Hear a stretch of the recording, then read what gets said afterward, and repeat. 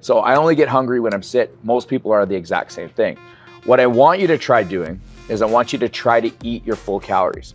But if anytime you get to the point where you're like, I'm stuffed, then I want you to stop. That means that your body is saying, I'm good. We don't have to force feed calories, and everybody's different, right? Some people that are the same size, age, weight as you, et cetera, maybe they do 4 workouts a day, right? So I can't give, like, they're like, I need 2,200 calories, and they'll still lose weight and fat. And then some people, they'll do 1,200 calories, 1 workout, and they're full, right? These people are starving. They need more, right? Because they're burning more. Maybe they got more muscle. You know, maybe they're walking all day for job. So everybody's going to be completely different. Even though we might be in the same shape, we might do the same workouts, everybody's nutrition is different. And that's why we run this program, is because nutrition and working out are 2 separate things. And that's why this program is a separate entity itself. Okay, so try and eat your full day calories. If you get stuffed, stop. But let's say you're eating your calories and you're like, you know what, I'm done for the day. But then at night, you're starving and you still have calories left. I would say eat those calories, okay? We don't focus on intermittent fasting. We only throw it in as a challenge. The reason being is if we're in a caloric deficit, you're already in a form of fasting. Because why? If you're burning more than you intaked, then guess what? Your body has to use fat as fuel because it needs to get fuel from somewhere. A little bit will come from the liver, a little bit will come from the muscle. But if you're in a caloric deficit, you're giving yourself food, but not enough to get it stored as body fat. Does that make sense? So we don't do, how many hours of fasting should I do? Well, try and just, if you're like me, I try to eat late as possible because then once I start eating, I can't stop, right? So I'd rather fast longer and then eat because I know what's gonna happen, right? So the next day when you wake up, you wanna be aware of what's going on with your hunger. So if you're okay, then there's no really need to message me, okay?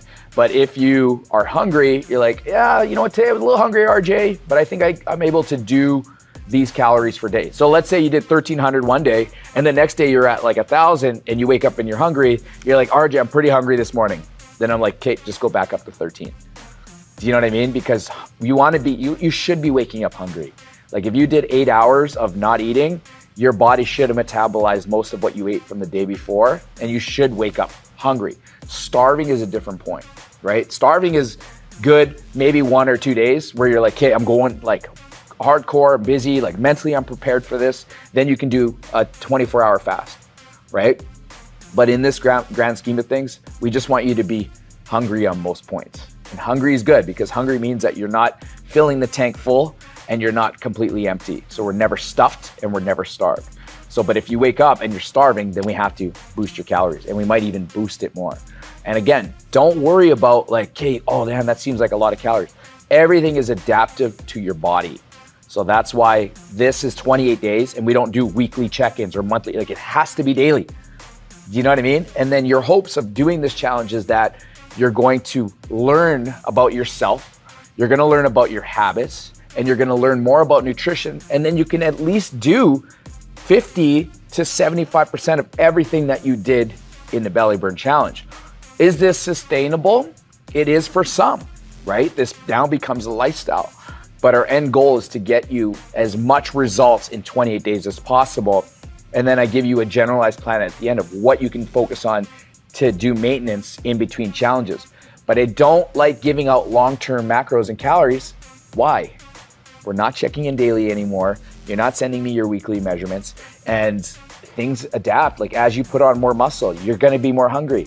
Maybe you go from, you know, like you're doing home workouts. So maybe you do home workouts, but now you're coming here and you're lifting heavier weights. So now you're burning more calories. So I can't give you a 6-month plan. I can give you 2 weeks after a belly burn of what you should do. But then again, we need to reassess, right? But I don't run belly burns year round because it's tiring for me, because it is every day. And I want to have a little bit of peace in my messenger, right? So that's how I give it my all and then I disconnect. Give it my all, disconnect. I think everybody can relate to that, where you just need to go hard for a little bit and then you just need to rebound, because we're in this for the next 20, 30 years, right? So be honest, be engaging, and then trust the process, and we'll get the results that you're looking for.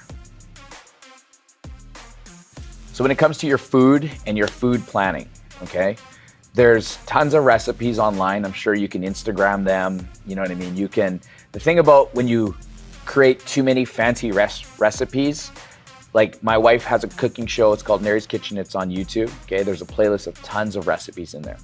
The problem when you try to get too fancy is that it becomes too complex. So like if you have time and you can like make this whole thing that's got like 30 different ingredients, the thing about when you're doing a belly burn challenge is that everything that you eat for at least 28 days in your very first one, especially when it's new, needs to go onto a plate and it needs to get weighed.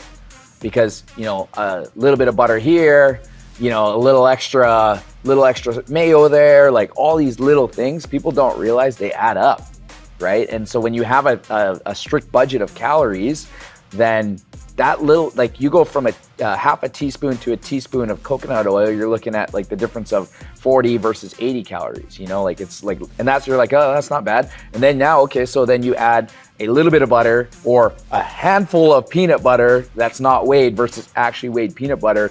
It could be a difference of 400 to 500 calories. And it only takes 500 extra calories per day to gain 1 pound of fat.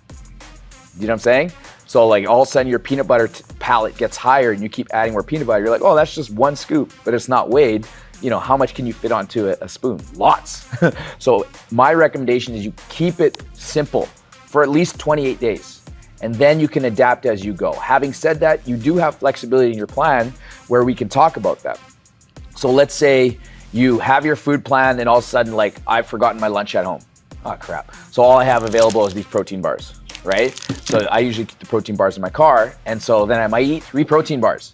So then I'll put the protein bars in and then it'll show me, because I've already had my food tracked and planned, where I'm over by, right? And then I'll start subtracting from what I track to get me back down to that number that I need to be.